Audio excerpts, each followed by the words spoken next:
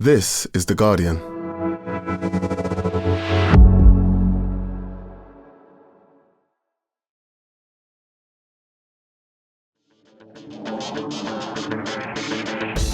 Hello and welcome to The Guardian Football Weekly. Football that just keeps on coming. England gear up for Andorra, Senegal and hopefully the World Cup by training in heated tents. Big-gram football. It could be the future. Cristiano Ronaldo scores the winner for Portugal, a sentence you could say any time over the past 20 years or so. But it happened again last night in the Nations League semi-final in Germany. His 137th goal for his country. We've certainly never written him off on this podcast. We'll look ahead to the other home nations, key qualifiers for Australia, Ancelotti's start in Brazil and beyond. There's transfer stuff. Delap to Chelsea confirmed. Liverpool close in on Kirkes. Manager stuff. Inzaghi leaves Inter. Carrick sacked by Middlesbrough. And Russell Martin to Rangers. Paul Watson has a new documentary. We'll talk about it with him. And you've actually shown interest in the idea of Football Weekly or Football Weekly. Baz was good yesterday, wasn't he, Baz? Feels like something the world could do without. All that, plus your questions. And that's today's Guardian Football Weekly.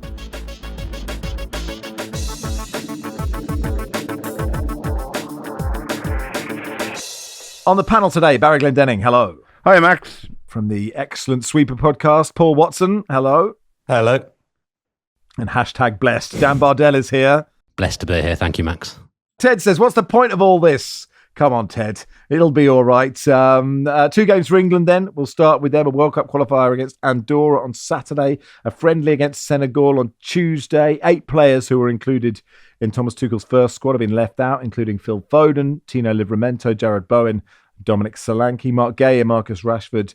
Both miss out through injury. Trent Alexander-Arnold and Bukayo Saka are in. They were injured last time. Ollie Watkins, Conor Gallagher, Noni Madueke as well. Trevor Chalobah gets his first call-up. Perhaps the biggest talking point is the inclusion of Ivan Toney. Scored 23 goals in 30 games for Al Ahly in the Saudi Pro League. Dan, I come to you. How do you feel about this England squad and these football matches? Fine. It's all fine, isn't it? I know Paul really likes the lower echelons of international football. It feels like England have played Andorra about 1,000 times in the last 2 years. I'll watch it. Obviously, it's football, so I'm going to watch it. England will undoubtedly win this qualifier. I like the squad. I like what Tuchel's done. Obviously, there's question marks over a couple of things. I think Ivan Toney's interview could have been a little bit more interesting than it actually was, with him talking about the quality of the Saudi Pro League and him saying you need to taste it to know what it's about, but then not really actually going into any detail about what the Saudi Pro League is about. So he gets his chance, which I think just shows that Tuchel is very much focused on the World Cup, the here and now, and players that he thinks can make an instant impact rather than blooding players. What's the Andorra vibe, Paul? Have we played them 1,000 times? What can we hope for? As I agree, it feels like we have. No, we haven't. I know that I'm kind of here as the underdog representative to say, take them seriously. We should be scared of Andorra. It's hard to do that. So one stat I dug out, which I think is amazing, is their coach, Coldo Alvarez, has been in charge since 2010, and it took him 7 years to get his first win. So I think that's patient, isn't it, really, from the federation? He then went on the phone-ins. They were ignoring the phone-ins on, Talk Sport Andorra, weren't they? He's got to go. Give him another 5 years. It'll be fine. Well, he went on a run of 12 years after that without a point in an official qualifier. So again, I think there's a lot of patience there. Their captain is 42, Mark Pujol. He's 42 years old. He's sort of imitating. Do you remember Ildefons Lima, the legend that was Ildefons Lima, who played for Andorra for basically forever? He played in 4 different decades. He was their top scorer as a defender and also their caps record holder. So this guy, Mark Pujol, has sort of stepped out of the shadow of him now and is sort of doing the same thing, still going at 42. But genuinely, this is a team that is largely from the Spanish 4th tier. So, the perspective there is it's going to look a lot like England playing against a 4th tier side in the English system. It's not going to be massively pretty. They're going to be very happy to keep the score down, and I'd expect it to be the usual 3, 4, possibly 5, depending on when the first goal comes.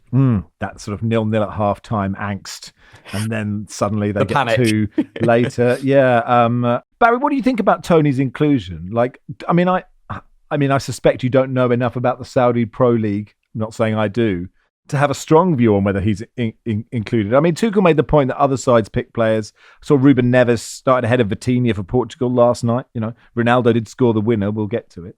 England are playing a ski resort. You could pick any 11 English professional footballers and they would probably beat Andorra. You could probably pick a team from the National League that would beat Andorra. So in that regard, it doesn't matter whether Ivan Toney's in the squad or not. I have this personal theory that Thomas Tuchel likes just to troll the football press, the journalists. He knows I am professionally obliged to take some sort of interest in this game. If I wasn't, I wouldn't have any interest in it, because England will steamroller Andorra. In the very, very unlikely event that they somehow contrive to draw or lose, it won't really matter.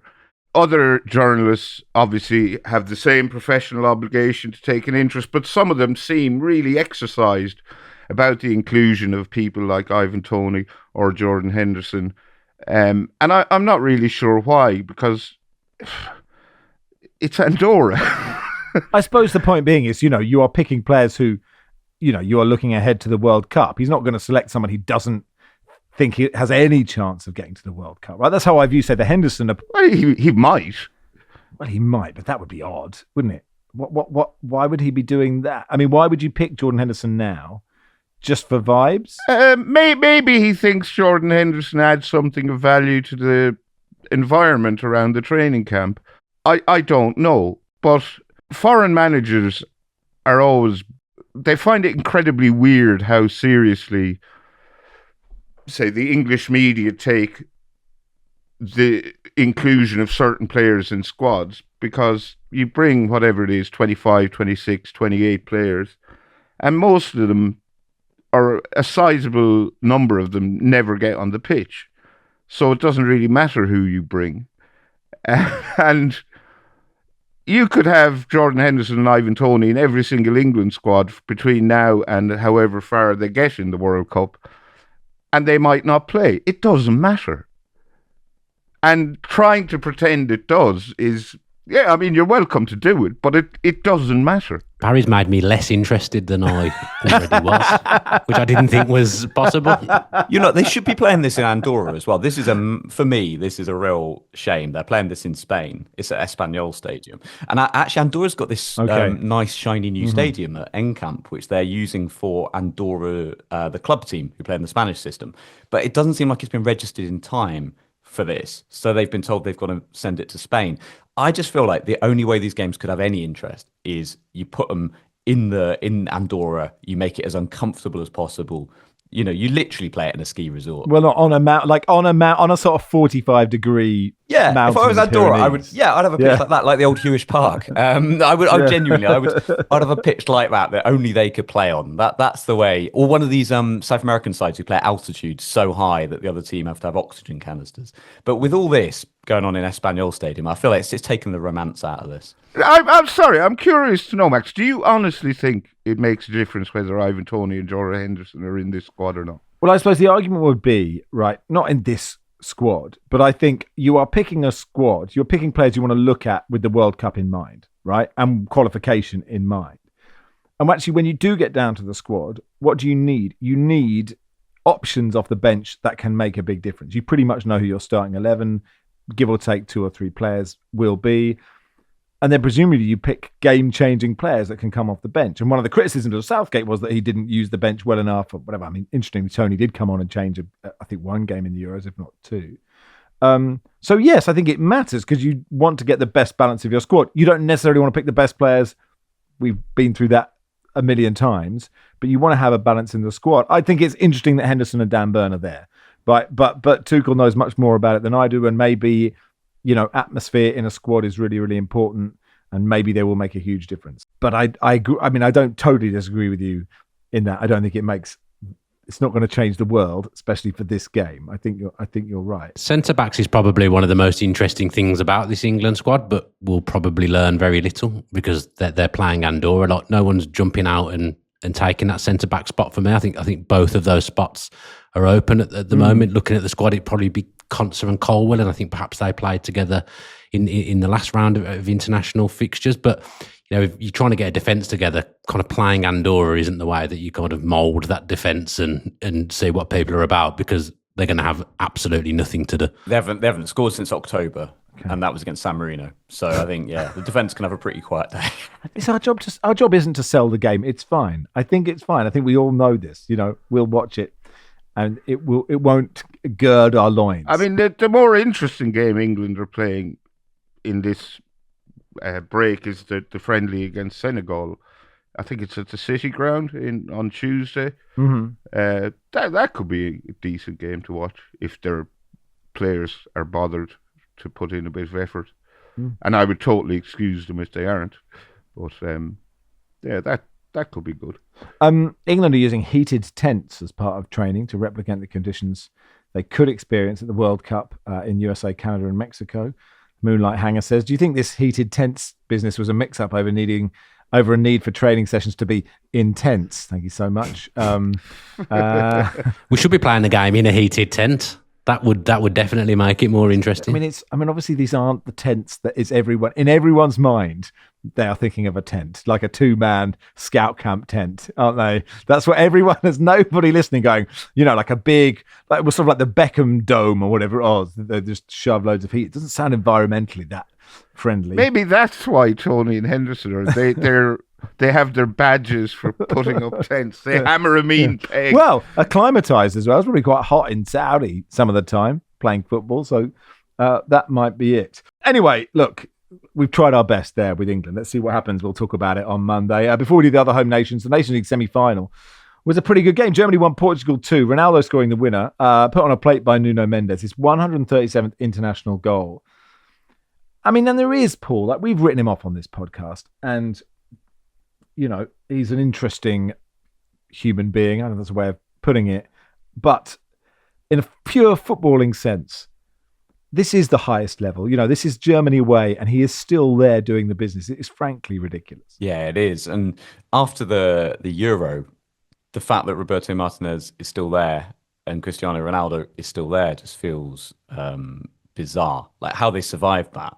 They must have just, Roberto Martinez must have just done that thing where you can't see me if you can't fire me if you can't see me, right? He must have just hidden because he looked like a dead man walking, right? And part of that was Cristiano Ronaldo and this inability to leave him out. It seemed like he was sort of another of these managers who felt like in some way to leave Ronaldo out would leave him too vulnerable. So he kept playing him. Can you remind me what happened with Portugal? I mean, forgive me for forgetting. Yeah, they went out in a penalty shootout against France in the quarters, in a 0-0 draw. But genuinely, throughout the competition, it just felt like they were playing with a handbrake on. And to some extent, the handbrake was the fact they had Ronaldo in there, the way they were playing with that. And it just genuinely felt like Martinez was a dead man walking, and that would probably be the end of Ronaldo at that level. So, yeah, it's a fairly phenomenal turnaround, to be fair to both of them. Yeah. And to still be starting, I presumed he would have come off the bench. I mean, the other goals in this game, Barry, were brilliant, weren't they? I mean, the little dink pass from Kimmich to Wirtz, and then Conceição's goal for Portugal was something else. Yeah, I mean, I do think you're overstating Ronaldo's contribution to this game. Might just because his goal was a tap-in, and I am famous for saying I could score various goals professional footballers have scored. I'm quite confident I could have scored this one. It wasn't a tap in. It wasn't 6 yards out. It was decent. Yeah. I mean, it was a gimme for him, but it wasn't a tap in. I'd like to see you have a go at it, Barry. I think it was a tap I think it was a tap in, but you've got to be in the position, Barry. That's the point for a tap in. Right. Okay. Yeah. Have I had a pre-season? Yeah, you have. You've done your half marathon. You've had a full pre-season. Yeah, the other two goals were superb. Yeah, Joshua Kimmich with this lovely, and I think it was his 100th cap for Germany. Lovely scoop over the top, and a very precise Florian Wirtz header, just a kind of curled header just inside the far post. It was delightful. Liverpool fans will have been excited to see that. And then Francisco Conceição, his goal was the pick of the three, I think, advance on the penalty area from the right, and then just wellied the ball into the far corner from about 25 yards. That was a beauty. And Diogo Costa in the Portuguese goal, he made some big saves, and Andre Ter Stegen pulled off a superb double save to keep the score down for Germany right at the end. So that was a decent game. Yeah. I wonder about Ronaldo. Who is he keeping out of the side? I meant to check the subs. Leao didn't even get off the bench. Yeah. Ramos. Yeah, but you would Felix. They're all on the bench. Gonzalo Ramos, isn't it? It's Gonzalo Ramos who did score a hat-trick in something. Was it the World Cup in Qatar? And then we were all like, okay, this is it. Ronaldo is done. And I suppose you're right. There's not like a natural, amazing number 9. But, Dan, as you say, Leao didn't get off the bench. Paulini came on in the 90th minute. You know, if we're looking ahead to the World Cup, we will say this against Portugal, they won't win the World Cup. But they have a really good squad. Oh, the midfield, the player. I mean, obviously they've got the PSG midfield, haven't they? Which helps. They're fantastic players. Although João Neves played at right back last night, kind of inverting and taking control of midfield, which actually worked quite well. And then they could bring Semedo on in the second half to attack the right flank. I mean, Ronaldo is going to start up front for Portugal in the World Cup. Obviously, he's got the contract situation with his club team at the moment. But wherever he goes, whatever he does, as long as Martinez is there, I think Ronaldo will start up front in the World Cup, because it seems that in Martinez, they've just got the perfect manager to indulge Ronaldo. I remember after a game in the Euros, the way he was speaking about Ronaldo, and he barely touched the ball. I don't think he did anything in that game. Yet Martinez came out after the game and waxed lyrical about what he was offering. Wouldn't surprise me if Ronaldo has a say. I mean, this is pure speculation on my behalf. If Ronaldo has a say with the Portuguese FA on who the manager is, and if he likes Martinez, that means Martinez stays on. Because I was the same as Paul after the World Cup. I thought they were so stodgy, they were so tedious. Surely he's got to go. And I think that's been the problem with Portugal in a lot of tournaments. You watch them, you see the players that they've got, but because Ronaldo is on the pitch, it all doesn't feel right. Which seems a weird thing to say about someone who's obviously achieved so much, but he's older than me. Yeah, we're talking about Andorra playing the 42-year-old. Ronaldo's older than me. Now, I'm not suggesting I can do the things that Ronaldo can do. I'm not Barry Glendenning here, but he is getting old. Yeah, it's interesting. Who knows where he's going to be playing? I've just written a column about the Infantino Panini sticker, so I watched the whole of I Show Speed in Infantino, which was mainly I Show Speed trying to show Gianni Infantino things that I Show Speed has done, singing songs or playing football not particularly well. But Gianni was just trying to, force the Club World Cup down everyone's throats and kept talking about whether Ronaldo would be playing in it. It could happen. It would not be a surprise if he signs a short-term deal with somebody who happens to be at the Club World Cup. I unfortunately watched I Show Speed at Wembley, unfortunately, earlier on in the year, because I was forced to go to the Sidemen charity game. They raise a lot of money for charity. Obviously, that's great. I Show Speed was actually more selfish than Ronaldo. It's interesting. I think he shows Gianni all the clips of him playing, and he has incredible pace. Oh, he's rapid. I think is. You'd have expected that, to be fair. Yeah, you would expect that. Yeah, but not. A bit like Usain Bolt when he went to Central Coast Mariners. The first touch of a trampoline. Anyway, good luck to him. He seems to be very successful. But it was an interesting half hour of my life, I will say. I'm not the demographic. That'll do for part 1. Part 2, we'll do the home nations.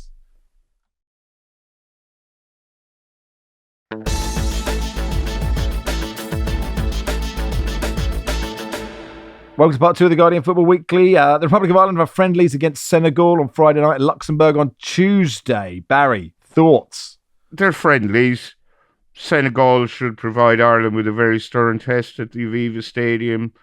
They've got Kalidou Koulibaly, Idrissa Gueye, Iliman Ndiaye, Nicholas Jackson, Ismail Assar, Papa Sarr. No Sadio Mane for this one. They're all really good players. They're all much better than anything Ireland have, really. Heimer Helgrimsson has been massively underwhelming since taking over as Ireland manager. I'm quite disappointed in how he's done, because I was quite optimistic when he got the job. He has expressed vocal distaste or disinclination for travelling to England to watch games or meet players or talk to potential recruits, which I think to me smacks of laziness, which in my opinion, is kind of unforgivable when you compare it to, say, the work Craig Bellamy is putting in as Wales manager, which we'll get to. I don't expect much from these games. And if Ireland got, they don't matter. I keep saying things don't matter, but they really don't matter. But Ireland, good results, well, not even good results, just good performances would be nice to get on the board ahead of the start of the World Cup campaign. Yeah, it's interesting as a manager, as an international manager, to not really put it in. Like, you don't actually have that much to do you? Like, sort of thing, if you're a club manager, I'd be quite tired, but I reckon I could manage just going to a few football matches, seeing how Richard Dunn's getting on. I mean, I could be doing him a grave injustice. He said, oh, look, I don't need to go and see these players. I can watch them on my laptop, on Y-Scout.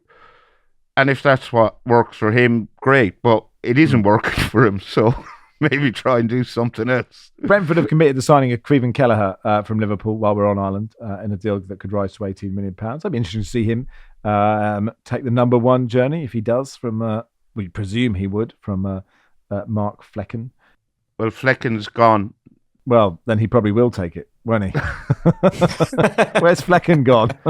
Bayer Leverkusen. Oh, okay. Well, good luck to Mark Flecken. Thanks for keeping. When Barry's in the know, you're taking your eye off the ball, don't you? Excuse me, I think that is very unfair. Well, I'm reflecting, Barry, on the Sergio Ramos. Unlike Heimer Hallgrimsson, I keep an eye on various players and their whereabouts. I take it all But back. yeah, I will give you the Sergio Ramos one. You have me there. Wales have two qualifiers. Quite significant international break for them then. Home to Liechtenstein Friday night, away to Belgium on Monday.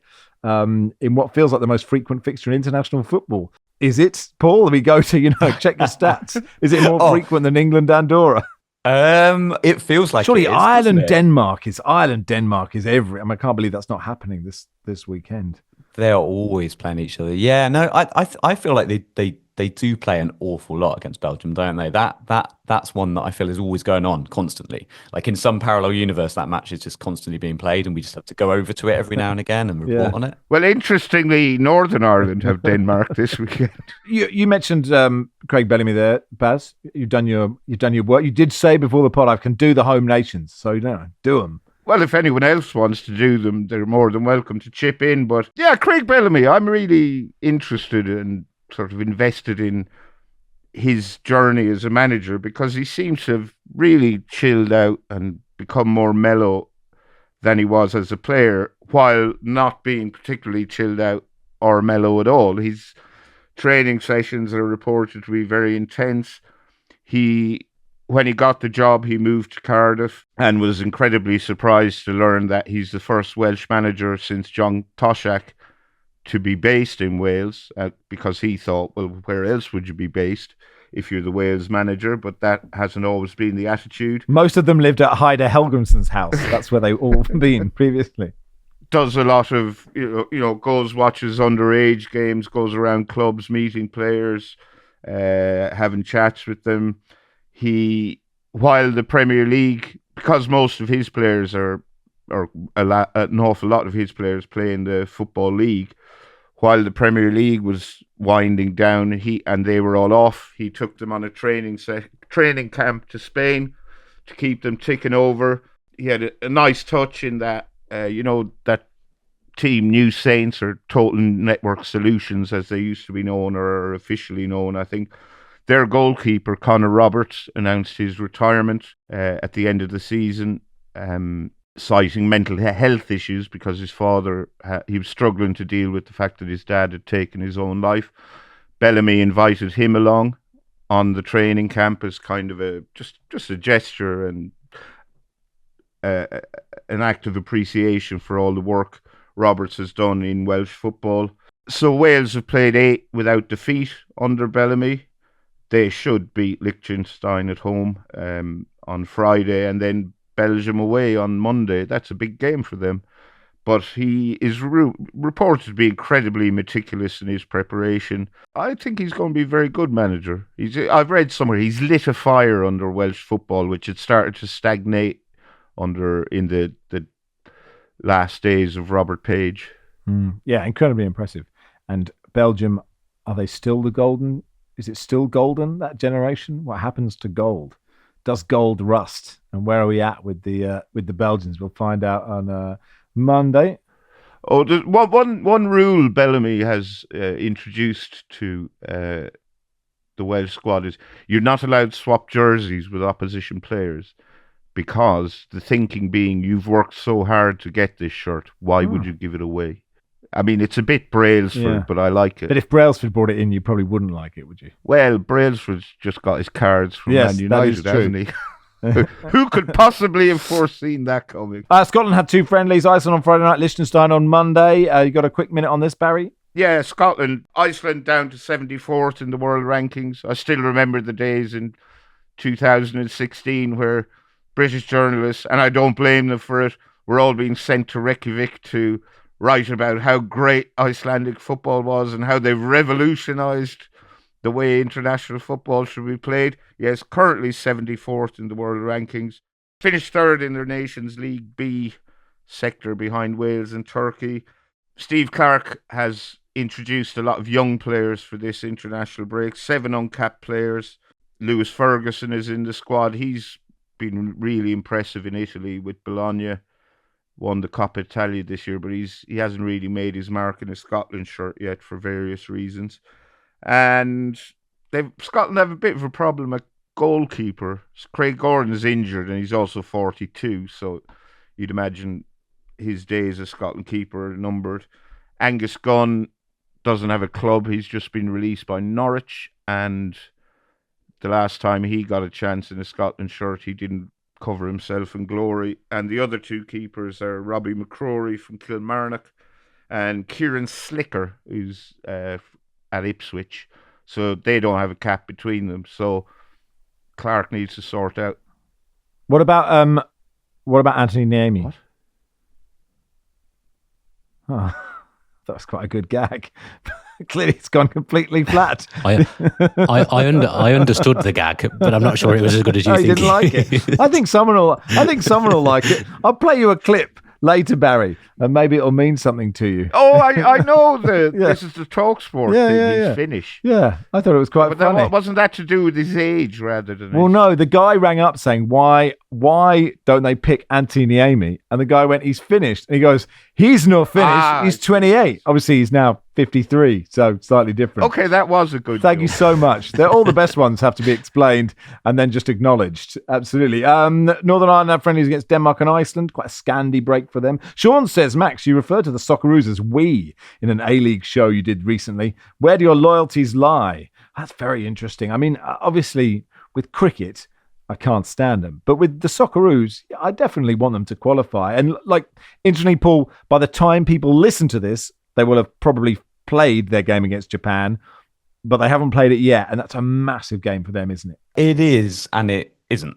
It is in that they could secure qualification, but the reality is they're almost certainly going to do that at some point, as I see it. I think we discussed before, the system in AFC is so forgiving that, you just get shot after shot after shot at it, basically. So, I don't think I'm overstating it to say, yeah, it'd be lovely for them to do it against Japan. Japan have already booked their place, but I'd expect them to still give a good performance. But I just feel like Australia are pretty much there. But yeah, as we release this, they might be there. South Korea pretty much on the brink too. They could book their place too.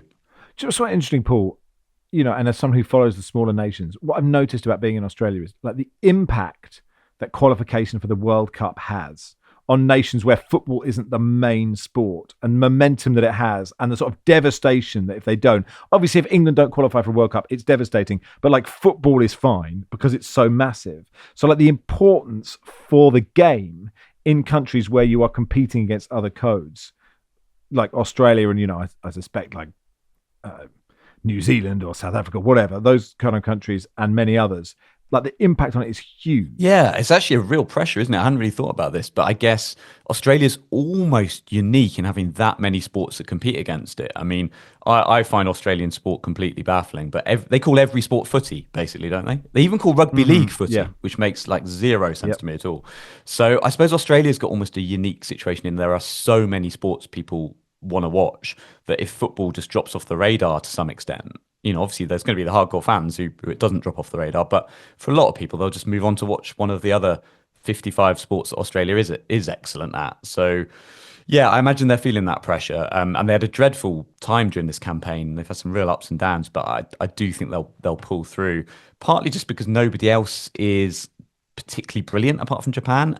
Saudi Arabia are not great. They're having a bit of a bad time themselves. They had the whole Roberto Mancini debacle going on there, and also, as I say, this system just means you keep getting other opportunities. Even if you don't get through immediately, you get another playoff and then another playoff. So for the big nations, AFC is actually a really nice qualification campaign to have. There are a lot harder ones around. All I can remember from Australia in World Cups is Mile Jedinak scoring penalties. I feel like that's the only thing I've ever seen Australia do in an international tournament. Is that true? There's the Tim Cahill volley, which is pretty special in 2014. I don't remember that. But yes, hopefully Jedinak will be fit for the Socceroos next year. Tell us, Paul, about Uzbekistan and Jordan. Well, Uzbekistan and Jordan could reach their first World Cups. Uzbekistan are in the strongest position. They need just 1 point against the UAE to secure their place. And it'd be obviously a huge moment for Uzbekistan, but sort of the culmination of just a decade of really good football development there. And we're seeing some of the fruits of that coming through. You've got Kusanov at Man City, Shomurodov at Roma, who's the all-time top scorer for Uzbekistan. And they won the Under-20 Asian Cup in 2023. So they've got this generation of talent coming through in Uzbekistan, which is really exciting. And they almost did it against Iran in the last outing, and this time they really should book that place. Jordan need to work a little bit harder to get their spot, but again, are really well placed. There are actually about 9 teams that could reach their first World Cup because of this new system. There are 9 teams that have started well or finishing well in their campaigns and look well placed, and that is Jordan, Uzbekistan, Cape Verde, Curacao, who only just started their campaign but done really well, Guatemala, Nicaragua, Suriname, Venezuela, and New Caledonia. So what we might actually have is a new smallest nation to top Iceland, who we've been talking about at the World Cup, because Iceland only had about 400,000 people. They were the smallest nation to reach the World Cup. But say New Caledonia, they have 300,000, they would beat it. But Curacao only has 150,000 people. Wow. So, as I say, very early days for Curacao and their qualification. CONCACAF's way behind in terms of where they've got to. But they've had a really good start. And they also have Dick Advocat as their manager. So Curacao is a spirit, I believe, and Advocat is a spirit. So this is that's a bit of trivia. As a footballing nation named after a spirit, or spirit named after it, ever been managed by someone whose name is also a spirit? You're right. Wait till they get his assistant manager, Jeff Eggnog. And perfect blend, yeah. Yeah. Let's do some transfer stuff. Chelsea have confirmed Liam Delap. Dan, thoughts? Yeah, I thought he did really well last season for Ipswich. Probably tailed off a little bit towards the end, but I think it was quite well realised that he was going to be moving on. Obviously, I think he lost his place a little bit towards the end of the season as Ipswich went for George Hurst, who they know is probably going to be there next season. But only to sign a 6-year contract, so he must be a little bit worried about his future to only sign on for 6 years when everyone else has got 12-year contracts at Chelsea. But I like it as a signing. I know a few Chelsea fans. I know that they're really, really excited. He did damage against them last season, particularly in the game against Portman Road, and it gives a bit of beef up front, and there's this kind of trend now towards teams moving towards something called a power forward, and Delap really fits into that mould. And to score 12 goals for a really, really poor Ipswich side, if he plays every week for Chelsea, I'd expect him to get between 15 and 20. Yeah, it's a great signing, I think. A power forward. It's exciting. Power forward. I did a podcast on it the other day. Very exciting. Oh, good stuff. Who's the best power forward? Gokares. At the moment, he'd be classed as a power forward. He's probably the main one. The top one. Good stuff. Chelsea have paid £5 million to not have Jadon Sancho. Actually, it's sort of a funny headline, but probably the right thing for them to do. He's been linked with a number of Saudi clubs. They'd also been planning to buy another goalkeeper with a move for Mike Maignan from Milan, but are not willing to match their £25 million valuation, which is a bit of a surprise. Perhaps Man City have agreed a deal with AC Milan for Netherlands midfielder Tijani Reinders, Ait Nouri from Wolves, Ray and Cherky from Lyon also on their agenda. So like the rebuild is continuing apace. Reinders, the oldest of all their new signings, including the January ones at 26. Liverpool closing on Milos Kerkez, Baz, adding Frimpong and Wirtz to that. It feels like they're doing everything right. I feel like they might win the league more easily than this year. Yeah, I was a bit concerned about Liverpool's chances of retaining their title, but these signings do seem pretty astute. I mean, everyone gets very excited about the transfer window, but landing your targets is half the battle, and an awful lot of signings don't work out. You know, just that's the way it goes. A lot of them don't work. I think Jonathan Norcross had an article in the Times last Sunday, and he reckoned, and this is, proper analysis from Egghead Boffins, that over a third of signings, for one reason or another, do not work out. But Liverpool don't sign too many duds, and these look pretty astute, as I say. Yeah. And getting your business done early seems so sensible. And yes. Why some clubs just don't do it, it's sort of totally baffling. I suppose, sorry, my Spurs hat on. They don't know who their manager's going to be yet, or at least we don't. So, maybe they have to work that out before they try and sign some players. Manchester United expect to open talks with Brentford over Brian Mbeumo. 60 million is the fee. It would be a brilliant signing, as we mentioned the other day. And as Barry said today, Brailsford is to reduce his role at Manchester United under a reshuffle being planned by Big Sir Jim. Good luck in whatever your reduced role is, Dave. I'm not sure anyone knew what his non-reduced role was. His full fat role was. The Athletic article on his sort of departure. The Athletic is they pride themselves on almost forensic attention to detail. I'm in no way having a pop at whoever wrote this article, but this seemed quite vague. There was no real reason. Is it a demotion? Is it a sideways step? What was his role? What will his new role, if anything, be? But I suspect if he'd been doing a sterling job, he would not be having a reduced role. The one very interesting takeout from that article in The Athletic was that he's just become a father at the age of 61. Oh, my God. Good luck with that, David. Wowzers, that is Herculean decision. But he could probably afford to hire Josh Widdicombe's nanny, Max. So. It's probably true. Yes, Dan? I just want to know, has an organisation had so many reshuffles in such a short space of time before? How many reshuffles have Ineos had at Manchester United in the short time that they've been there? Three already that they've had at the top? Look, there's loads of stuff to get through, but we want to talk about Paul's documentary. So, look, Simone Inzaghi's left Inter. Allegri's the new AC Milan manager. Quickly, Paul, Liam Manning has left you, not you personally, but left Bristol City for Norwich City. I feel like he has, yeah.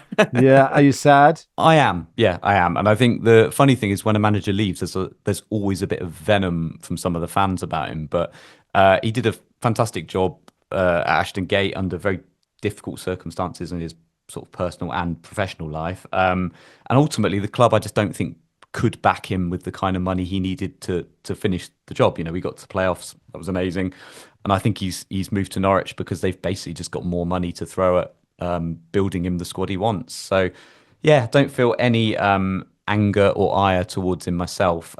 Being linked to Rob Edwards, I think, would be a pretty decent choice, actually.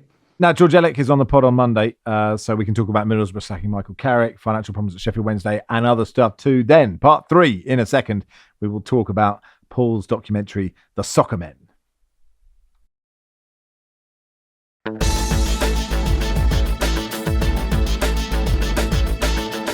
Welcome to part 3 of the Guardian Football Weekly. Paul, tell us all about The Soccermen, the new documentary about your time managing the Micronesian island of Pohnpei. Yeah, well, I love that it's been called my documentary. I'm in it. I'm the idiot trying to coach a national football team that are regarded as the worst in the world. Back in 2009, it's actually made by my mate Matt, who is there as effectively my assistant coach. But the poor guy has to keep pointing a camera at me at times when I'm sort of at my most stressed, and say, why are there frogs all over the pitch, or why have your players all just walked off because you tried to tell them to do a very simple passing drill? So yeah, this documentary has been a long time in the making. This is all about the story that my book was about, Up Pompeii, about trying to initially having that conversation in a pub and saying, could we play for San Marino, and take it to its really ridiculous extreme and saying, is there any country bad enough for us to play for? Which led to us inadvertently coaching a team on a tiny island in the Pacific. I think the interesting thing, Paul, is I reckon loads of people have had that conversation in a pub and then have left the pub and gone to bed and got up and not gone and done it. Yeah, and they're probably a lot better off than I am.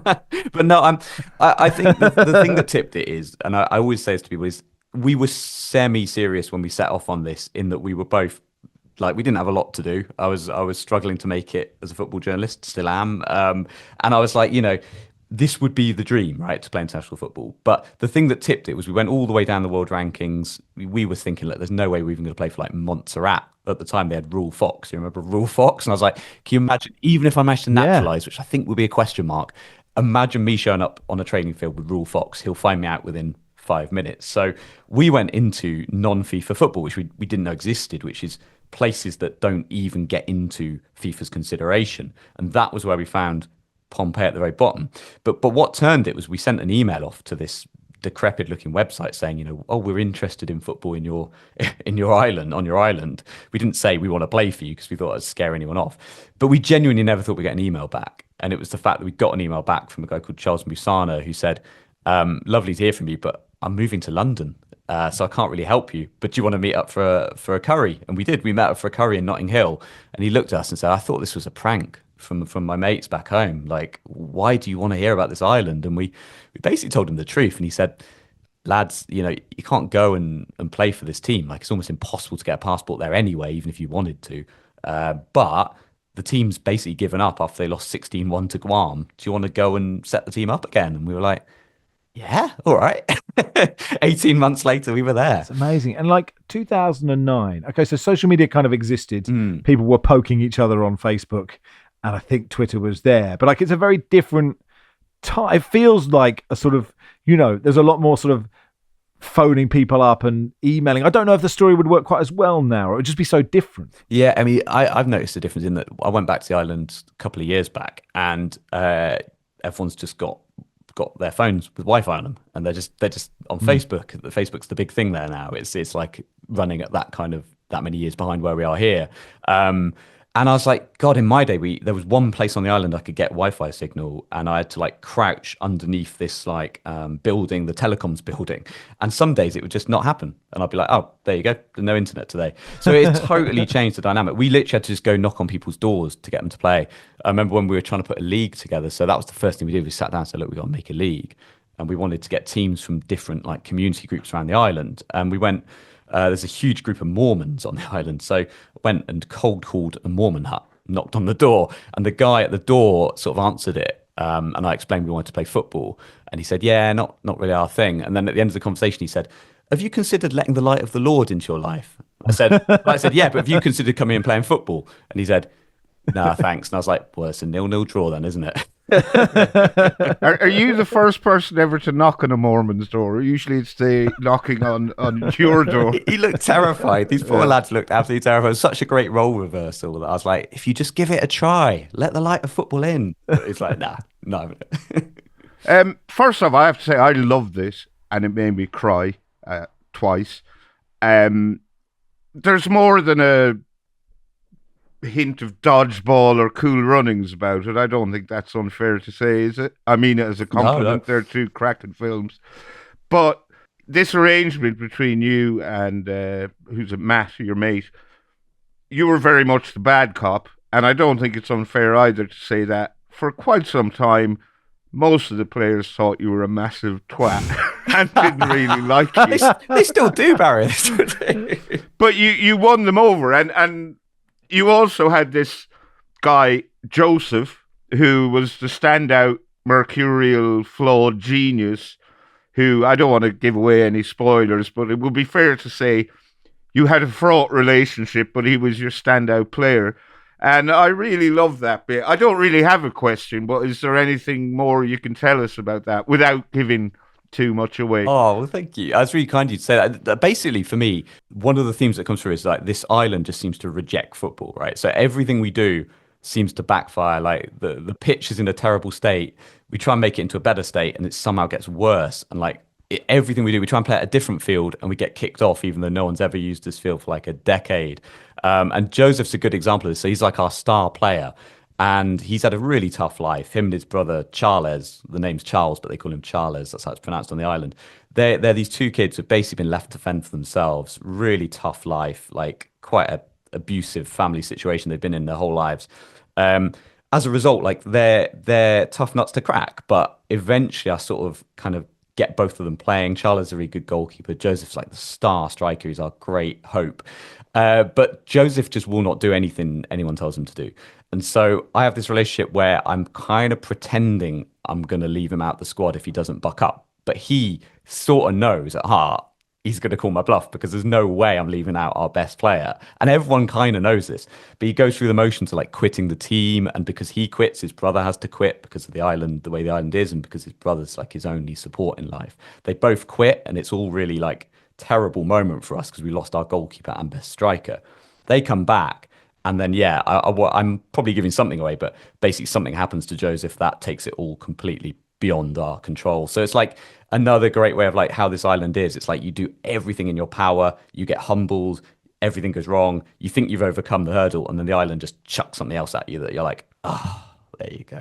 And it's just like everything you do, you'd have plan a session, you'd set it all out, you'd think, God, this is going to go great. And then the heavens are just open and flood the entire pitch out, and literally your cones are floating away and frogs are hopping around, and you're like, let's just kick a ball around, lads. that was my favourite part. Again, I don't want to spoil it, but I really enjoyed it as well. I found it very, very relatable, and there was a lot in there. And when I first started watching it, I thought, this is going to be a little bit like Next Goal Wins, but in a sense, and I really enjoyed Next Goal Wins, in a sense, it was a little bit like that, but there was all these separate stories that went off in different directions from various characters in the film, including yourself. But my favourite moment was when you were kind of at the end of your tether, and you were picking your team, and you were giving everyone who was playing the blue shirt, like the sacred shirt, and then as if it wasn't bad enough not being in that first 11, you made them all the others wear Spurs shirts as well. It's like the ultimate insult to them is that not only are you not playing, we're going to make you wear a Spurs shirt for 90 minutes as well. That is true. And the funny thing with the shirts is, so Matt's a Spurs fan, and he basically bought those Spurs shirts. And you'll see Bristol City shirts all over the place. Like our goalkeeper's in a Bristol City shirt. And so me and Matt are basically like sort of colonising the Bristol City and Spurs. But also we wrote to every single club in England and asked for kit because they have no kit on the island. And a weird selection of clubs said yes. Yeovil Town, Norwich. I'll forgive them for Liam Manning.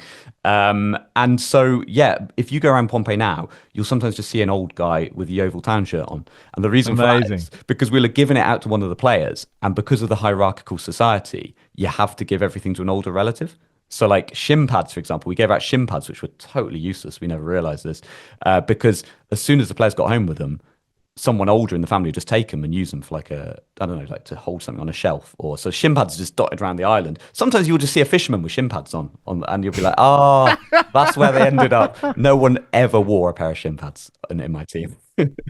How, like when you were walking down the street, were you viewed as sort of weird outsiders or like royalty or just sort of totally random people? Like quite widely ignored, actually. Like it's not an island where people get into other people's business too much. Like they probably did behind our backs, but the name of the film is the Soccermen, and that's what people would call us behind our backs. So they would kind of explain our presence. They'd be like, they're the Soccermen, that's why they're here. It's like but usually people are missionaries, so it's like it's like, why is this guy here? Well, he's a Mormon. Why is this guy here? He's with this church. And we were Soccermen, so it's like, oh, he's a Soccerman, and that's what people would say when we walked around. But yeah, generally it took me a really, really long time to sort of feel like I understood this culture, but it's just that people were very friendly, but then didn't want to offend you so badly. Sometimes they wouldn't even sort of engage with you. It's a really unique kind of culture. Do you still stay in touch with any of them? Dilshan, this Sri Lankan young fella, he was kind of your point man on the island and your go-between. seemed like a real nice guy. And that would be my first question. And also, your then girlfriend, now wife, must be a very understanding woman and tolerant woman. Yeah, so I am still in touch with both Dilshan and my wife, luckily. So Good. and they're not together. That would be a deal. That would be a twist. Wouldn't it? Dilshan. He's a good-looking fella. He is. Dilshan is like the real star of this film. And Dilshan's like the middleman because he comes from Sri Lanka and his family have to leave because of the civil war there, and so he grows up on this island. And just embraces football as like his thing. And he's a brilliant player. Like he's a million times better player than I ever was. And funnily enough, one of the things we had to do when we were preparing for Guam is Dilshan was like, look, I need you to do me a favor. I need you to foul me. Because no one on the island wanted to like hurt him, basically. That was one of the cultural things we had to deal with. Nobody wanted to hurt anyone. So in training, I was really trying to get aggression in because I knew we'd go to Guam and play a proper team and people would be into Dilshan because he's quite small. So he's like, look, I just need you to mark me and foul me. So like for week after week after week, I would play as his opposite, like against Dilshan, and basically just try and bring a bit of English Sunday League to him. But at the same time thinking, if I actually injure him, I've just crippled my best player, basically, my like sort of central midfield dynamo. So yeah, Dilshan was like absolute hero. He comes out of the film looking every bit as brilliant a player and person as he is. He's in the US these days, like being a successful lawyer of all things. But he's amazing footballer, amazing person. And yeah, Lizzie just did put up with it. My girlfriend at the time. The one thing that early on when I was saying about naturalizing, one of the rules to naturalize, we went along them and I went through them with her and I was like, so I have to learn the local language. And she's like, yeah, I reckon you can do that. I was, yeah, I have a crack at it. And she's like, I do have to renounce my British passport. She's like, yeah, this is starting to sound a little bit dubious, but I have got a Canadian passport. Pre-Brexit. Well, and I was like, you know what? Yeah. I don't know. And then I was like, now the third one, you're not going to love it. I do have to marry a local woman, but it could be for show only. And she was like, yeah, I think we've reached the limit here. So if ever there was a doubt if I was playing or coaching, it was decided there. And you say you've been back a couple of years ago? Yeah, I went back a couple of years ago. How is it? And like, are you still just largely ignored? The weirdest thing is a couple of years ago, I went and we were organising a futsal tournament for which actually people who listened to this show were massively instrumental in. They all in the end about 900 people bought these football jerseys for the futsal competition. So Koshrai, Chuk, Yap and Pohnpei, the four islands of Micronesia, had their first ever futsal tournament. We got shirts made by this company called Stings, who are brilliant, and they took no money for it. They gave all the funds to the tournament. So actually it's people from this show, when we put out an appeal, buying these shirts that funded this tournament, the first ever futsal tournament in 2023.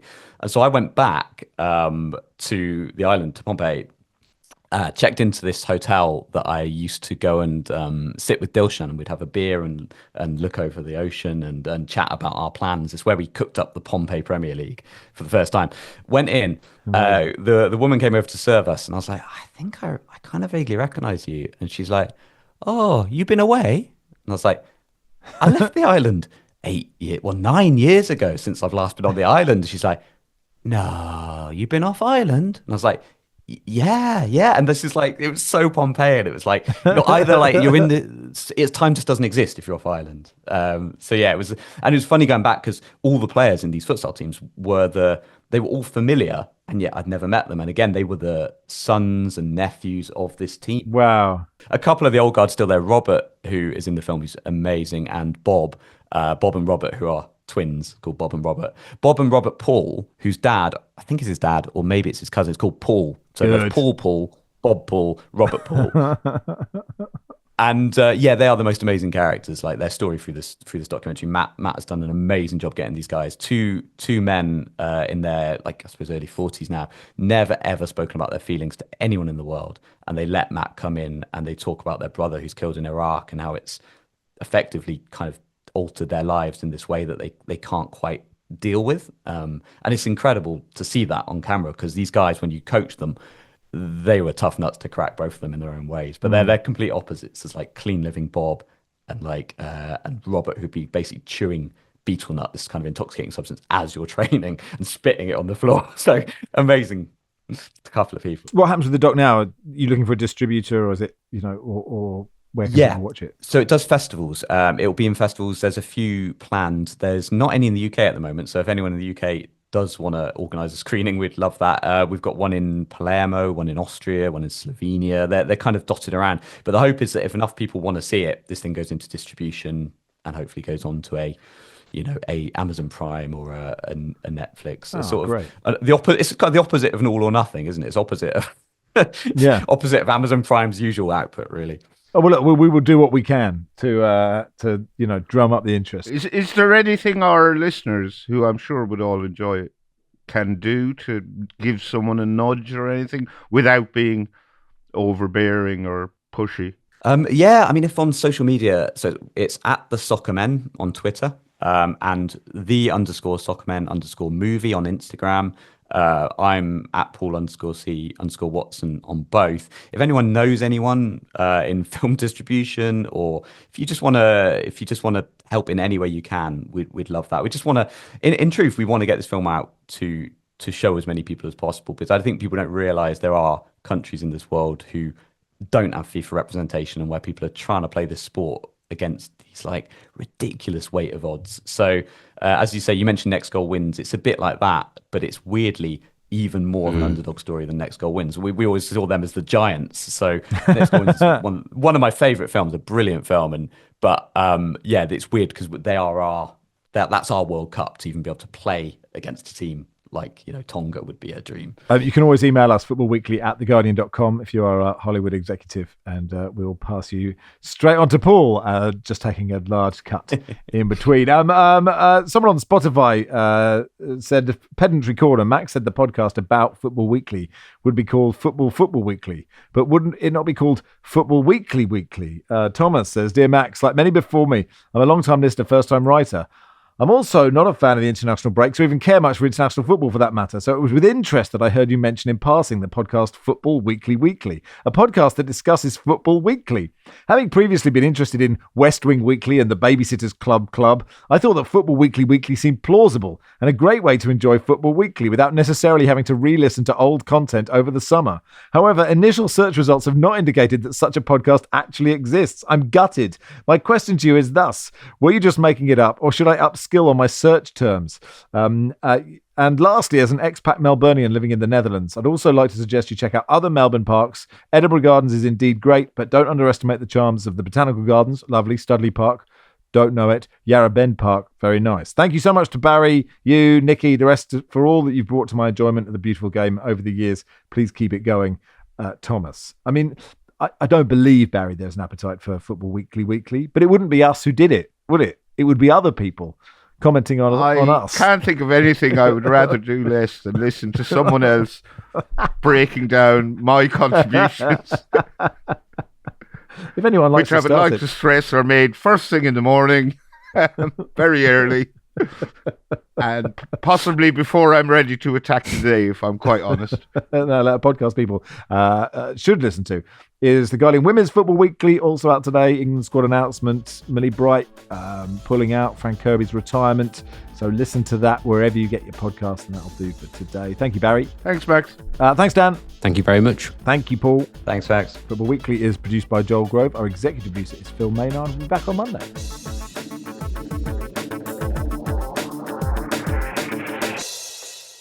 This is The Guardian.